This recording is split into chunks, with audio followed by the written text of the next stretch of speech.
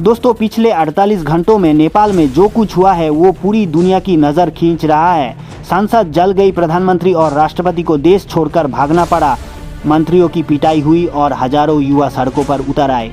सवाल ये है, क्या ये सब सिर्फ सोशल मीडिया बैन और करप्शन का मामला था या इसके पीछे कोई बड़ी साजिश छुपी है? क्या ये संयोग है कि 2021 में म्यांमार में सत्ता बदली, 2022 में श्रीलंका के राष्ट्रपति राजपक्षे को भागना पड़ा, 2024 में बांग्लादेश में छात्र आंदोलन ने सरकार गिरा दी और अब 2025 में नेपाल की सरकार एक छोटे से ट्रिगर से ध्वस्त हो गई? क्या नेपाल बांग्लादेश 2.0 बन गया है या फिर कहा जाए ये अमेरिका चीन प्रॉक्सी वॉर का नया चेहरा है?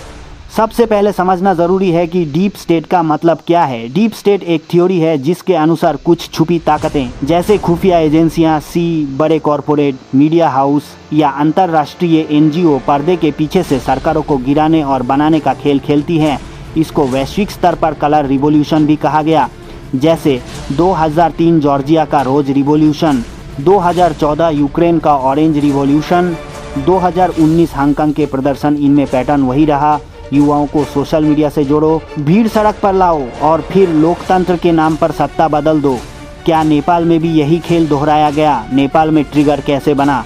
4 सितंबर 2025 को नेपाल सरकार ने America based social media apps Facebook, Instagram, WhatsApp, YouTube, x ban कर दिए, लेकिन ध्यान दीजिए चीनी ऐप टिकटॉक चालू रहा। यहीं से आग भड़क गई। 8-9 सितंबर को हजारों लोग सड़कों पर आ गए, संसद पर हमला हुआ, संसद भवन जल गया और सिर्फ 48 घंटे में प्रधानमंत्री केपी शर्मा ओली और राष्ट्रपति दोनों को देश छोड़ना पड़ा। वहाँ शुरुआत नौकरी आरक्षण विवाद से हुई, यहाँ शुरुआत सोशल मीडिया बैन से हुई, वहाँ छात्र सड़कों पर उतरे, यहाँ युवाओं ने मोर्चा खोला। वहाँ भी कोई बड़ा लीडर नहीं था, आंदोलन डिसेंट्रलाइज्ड था। यहाँ भी कोई चेहरा नहीं, लेकिन गजब का कोऑर्डिनेशन, दोनों जगह सरकार गिर गई। तो सवाल है, ये इत्तेफाक है या पैटर्न? विदेशी ताकतों के रोल पर सवाल। नेपाल में बैन केवल अमेरिकी ऐप्स पर क्यों लगाया गया और चीनी टिकटॉक पर क्यों नहीं? क्या इस फैसले से अमेरिका को झटका लगा और चीन को बढ़त? और क्या यही वजह बनी कि अचानक से हजारों की भीड़ ऑर्गेनाइज होकर संसद जला देती है? याद कीजिए, श्रीलंका में राजपक्षे सरकार भी चीन के करीब थी और वहां भी आर्थिक संकट के बहाने अमेरिका पर दखल देने का आरोप लगा।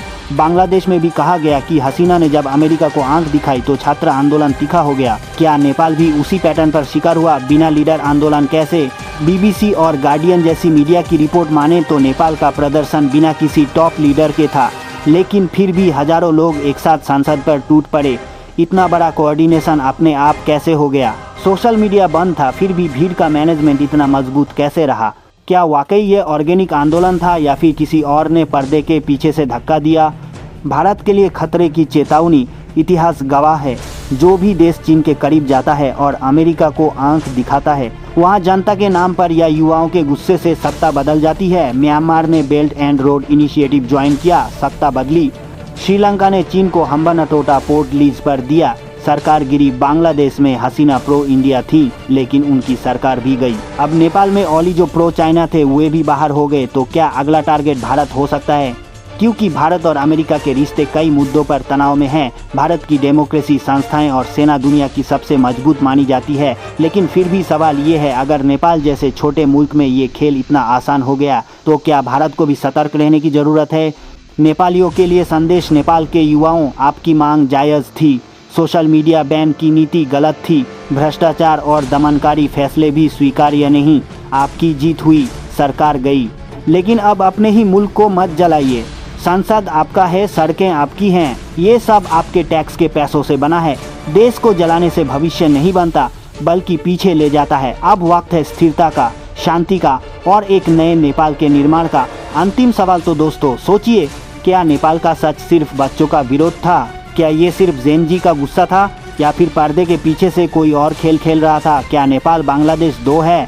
क्या छोटा छोटा ट्रिगर उठाकर बड़े बड़े देशों की खुफिया एजेंसियां सरकार बदल रही हैं?